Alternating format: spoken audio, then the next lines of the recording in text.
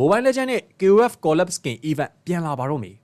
ဒီတစ်ခေါက် KOF Event မှာကတော့ထွက်ခဲ့သမျှ KOF Skin 6កောင်စလုံးကိုထည့်ထားပေးမှာပါဂူရှင် Aurora Garena 6 Godavia နဲ့ Daru ရဲ့ KOF Skin 6ခုကို King of Fighter Event အနေနဲ့ထွက်ရှိလာမှာဖြစ်ပြီးတော့ကျန်တဲ့ Skin 3ခုဖြစ်ကြတဲ့ Valia Marsha နဲ့ Paquiro Skin တွေကိုတော့ King of Fighter 97 Event အနေနဲ့ထွက်ရှိလာမှာဖြစ်ပါတယ်ဒီလိုမျိုးထွက်ခဲ့ဘူးသမျှ KOF Skin 6កောင်စလုံးပြန်လာမဲ့အပြင်ဟိုမှာ Price Food ထဲမှာလည်းပဲ Lucky Box Skin တွေအများကြီးနဲ့ဝေးဝေးဆဆထွက်ရှိလာမှာပါဒီ event မှာဘင်ကိုတန်းရင်အရင်ကလိုမျိုး random ပေးတာယူရတော့မှာမဟုတ်ဘဲနဲ့ Price Food ထဲမှာကြိုက်တဲ့ skin ကိုရွေးထားလို့ရပါမယ်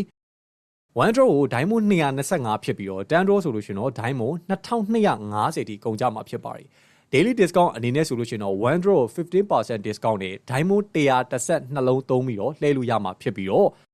first draw ကိုတော့ 30% discount နဲ့ diamond 1585လုံးသုံးပြီးတော့လှည့်ရမှာဖြစ်ပါတယ်Green KOF Skin ကိုမရသေးတဲ့သူတွေအတွက်ကတော့ first stand draw ပြည့်ရနေရမှာဖြစ်ပြီးတော့ရရှိပြီးသားသူတွေကတော့ epic နဲ့အဲ့ဒီအထက် Skin တွေကိုရရှိမှာပါ KOF 97 event မှာဆိုလို့ရှိရင်လေ10 draw ပြည့်ရနေ epic Skin နဲ့အဲ့ဒီအထက် Skin တွေကိုရရှိမှာပါ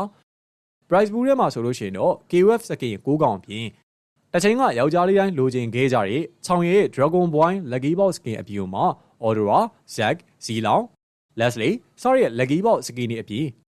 Epic Special စတဲ့ skin တွေအများကြီးလဲပါဝင်လာအောင်ပါဒါ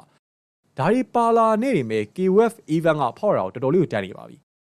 event ရက်ကိုအတိအကျကျွန်တော်တို့မသိရသေးဘူးဆိုမဲ့လာမယ့်2026 February နဲ့ April လအတွင်းမှာ game တွေကိုရောက်ရှိလာနိုင်ပါတယ်ကဲကိုလူတို့